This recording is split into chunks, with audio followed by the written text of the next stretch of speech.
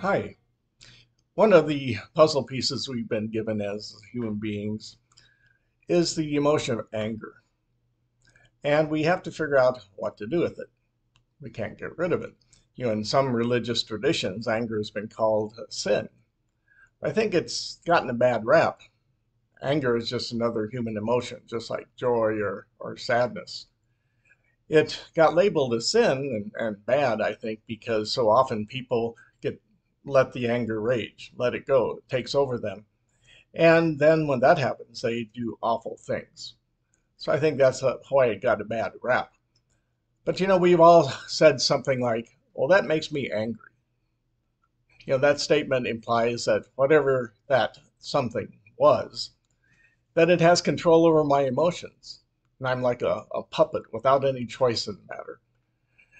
Then the automatic actions and reactions follow. And things usually don't turn out end well with that. If we realize that we are free to react to things in any which way we want, we could theoretically choose a reaction that causes us less pain, less suffering, and less hassle. So how do we do that with anger?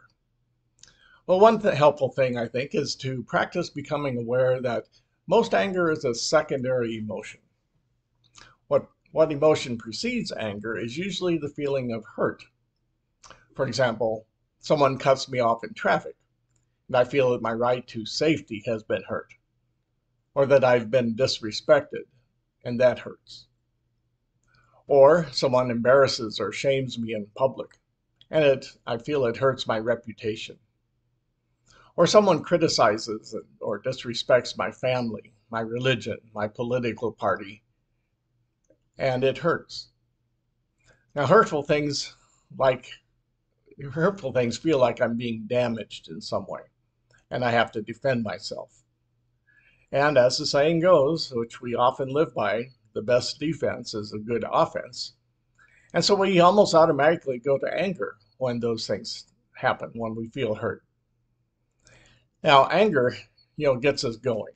It gets the adrenaline pumping, and we bring all of our resources to bear on who or what has angered us, has enraged us.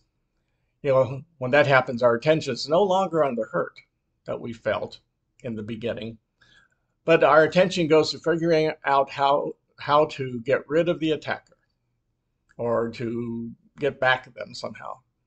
We go into a counterattack mode usually when anger takes over, or the eye for an eye, tooth for a tooth mode, or the revenge mode.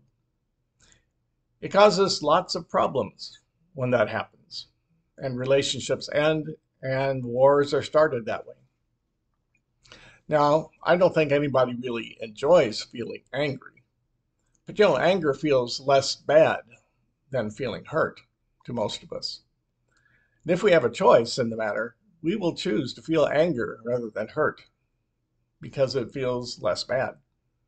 When we feel hurt, it feels like we're the helpless victim. And when we're enraged, we feel powerful, in control, and we are calling the shots.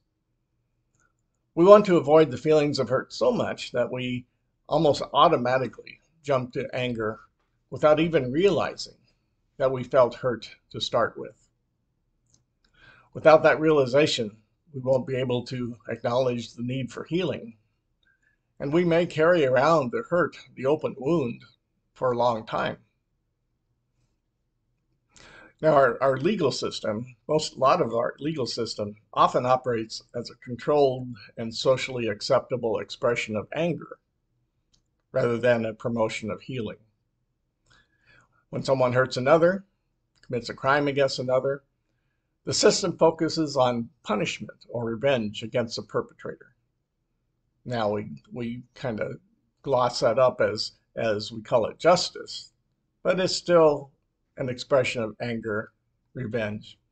It's an eye for an eye, a tooth for a tooth system. And it's especially evident when it comes to capital punishment. There's very little focus in that system on healing the hurt the victim in the situation has experienced. When the perpetrator has been punished or dispatched or executed or imprisoned or whatever, the incident is considered over with. And the victim is left alone to deal with the hurt on their own. Now, the concept of restorative justice is an alternative way of dealing with situations like that. And it's worth being aware of or being knowledgeable of if you're not already. It looks towards healing the damage, the relational damage that has happened in the hurt, rather than just on punishment.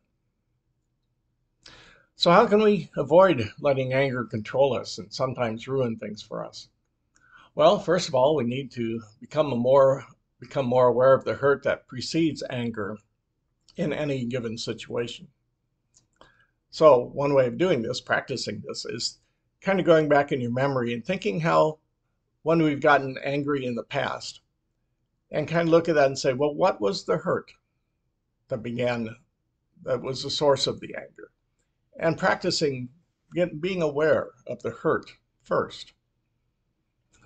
And then we need to discern, whether the feelings of hurt are real, that there has been some damage, actual hurt done to us, or just imagined, just felt.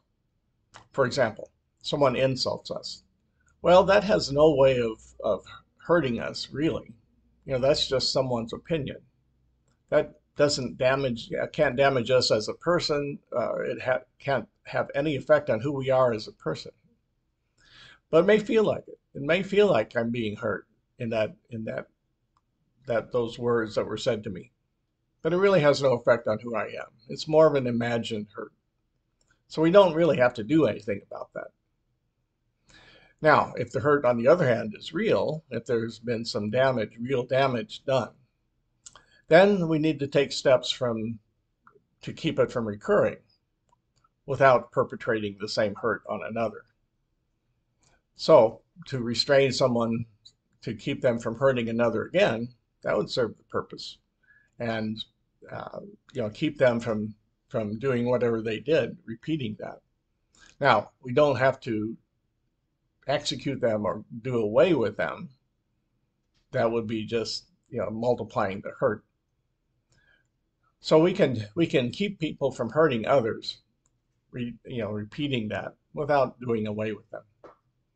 And finally, what we need to do, we need to find ways to bring together whatever resources are needed to help promote healing the hurt.